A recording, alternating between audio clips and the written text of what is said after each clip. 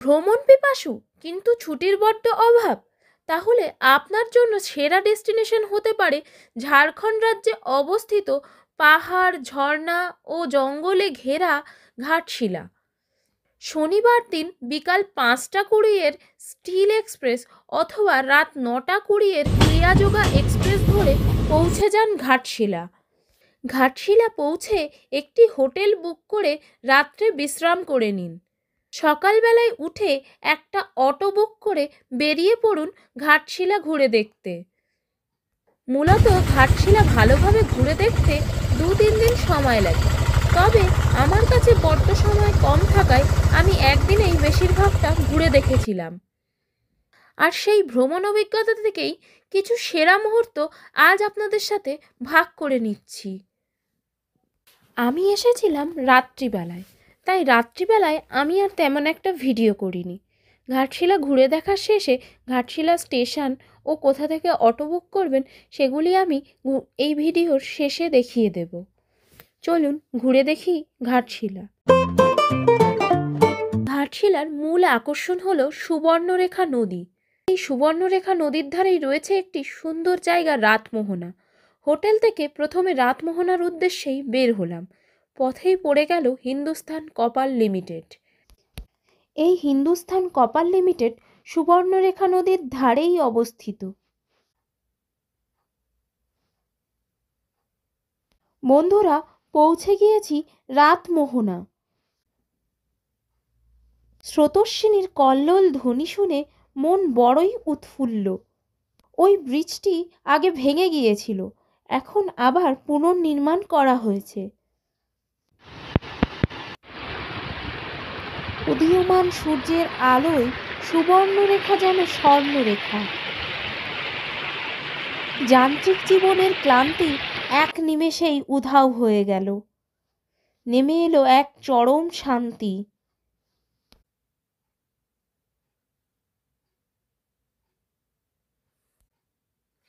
কিছুটা সময় সুবর্ণরেখার ধারে অতিবাহিত করার পর চললাম পাশেই থাকা ওই ঝর্ণাটার উদ্দেশ্যে। এই ঝর্ণার অবিশ্রান্ত জলরাশি ও ক্রিয়ারত ড্রাগন ফ্লাইকে সাক্ষী রেখে রাতমোহনাকে বিদায় জানিয়ে রওনা হলাম সিদ্ধেশ্বরী হিলটপের উদ্দেশ্যে। আদিবাসী গ্রামের মধ্য দিয়ে এগিয়ে চললাম সিদ্ধেশ্বরী হিলটপের উদ্দেশ্যে। পৌঁছে গেছি সিদ্ধেশ্বরী হিল। এখান থেকে আর গাড়ি উপরে উঠবে না, বাকিটা পথ পায়ে হেঁটেই যেতে হবে। পাহাড়ের উপর দিয়ে ছোট্ট আঁকাবাঁকা পাথুরে রাস্তা দিয়ে এগিয়ে চললাম সিদ্ধেশ্বরী হিলটপের উদ্দেশ্যে।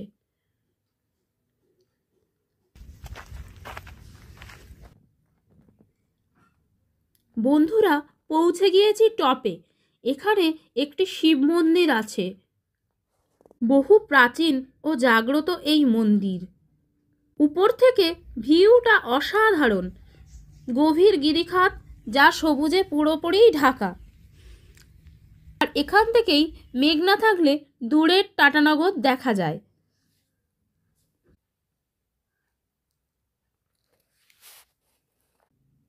নীরব নিঃসঙ্গ পাহাড়ের ওপর কিছুটা সময় কাটিয়ে এবার নিচে নেমে এলাম।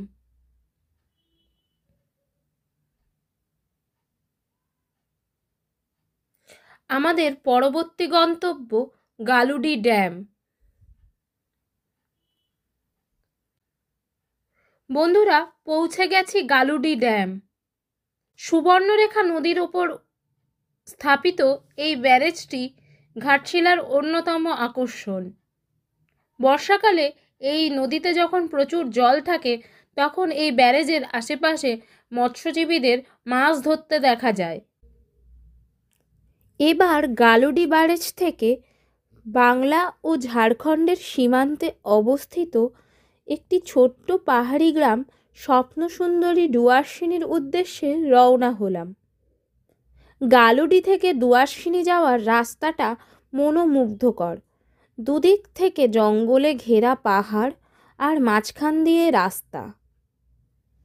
কিছু দূর পৌঁছাতেই দেখা মিলল সাতগুরুং নদীর। পৌঁছে গিয়েছি ডুয়ার্সিনী। এখান থেকে ডুয়ার্সিনী বনকুটির, ডুয়ার্সিনী মন্দির ও বান্দাবন যাওয়া যায়। তবে আজ আমার লক্ষ্য কেবল ডুয়ার্সিনী বনকুটিরটাই দেখা। এই হচ্ছে ডুয়ার্সিনী বনকুটির। এটি ফরেস্ট ডিপার্টমেন্ট পরিচালিত। এখানে রাত্রিবাসের সুব্যবস্থা আছে। মূলত ডুয়ার্সিনী এই বনকুটিরে রাত্রিযাপনের জন্যই বিখ্যাত। শহুরে কোলাহল থেকে দূরে এরকম এক বনকুটিরে রাত্রিযাপনের অভিজ্ঞতা আমার আর এবার করা হলো না। এটা না হয় পরের বারের জন্যই তোলা থাকলো। ডুয়ার্সিনী বনকুটির থেকে বেরিয়ে পাশের এক আদিবাসী বাড়িতে ঢুকলাম তারা মহুয়া কিভাবে বানায় দেখবার জন্য, কিন্তু দুর্ভাগ্যবশত তারা তখন মহুয়া বানাচ্ছিল না। তাই আমরা এবার ডুয়ার্সিনীকে বিদায় জানিয়ে চললাম ধারাগিরি ফলস দেখার উদ্দেশ্যে।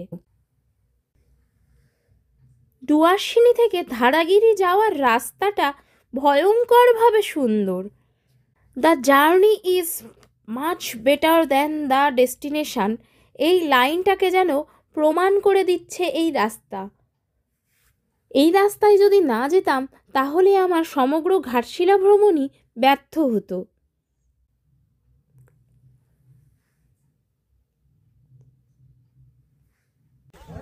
পৌঁছে গেছি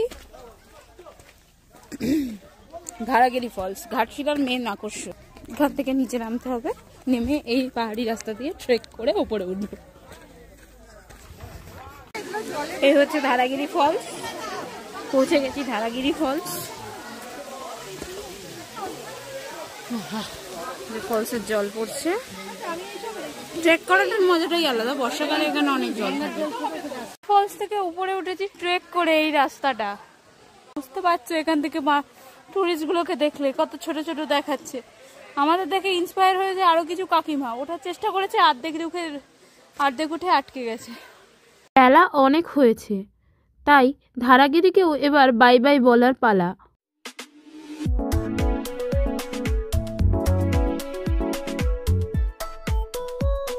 পৌঁছে গেছি বুরুডি লেক। এখানেই দুপুরের লাঞ্চটা করব। এটাই লাস্ট ডেস্টিনেশন।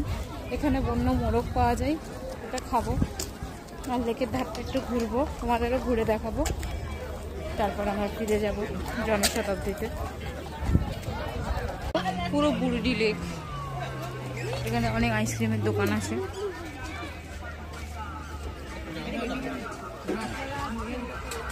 যে অস্তগামী সূর্য,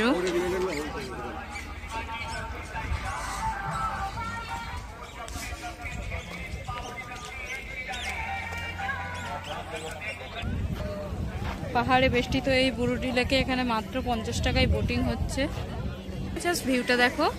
এবারে অস্তগামী সূর্য, শুরু করেছিলাম উদীয়মান সূর্য দিয়ে, অস্তগামী সূর্য দিয়ে দিনটা শেষ করলাম। বুরুডি লেকের ঢেউ আর বুরুডি লেকের ভিউ অসাধারণ। চলেছি বুরুডি লেক থেকে ঘাটশিলা স্টেশনের উদ্দেশ্যে। সময়ের অভাবে এবার অনেক জায়গায় দেখা হলো না, আবার একটা ঘাটশিলা সফর হবে।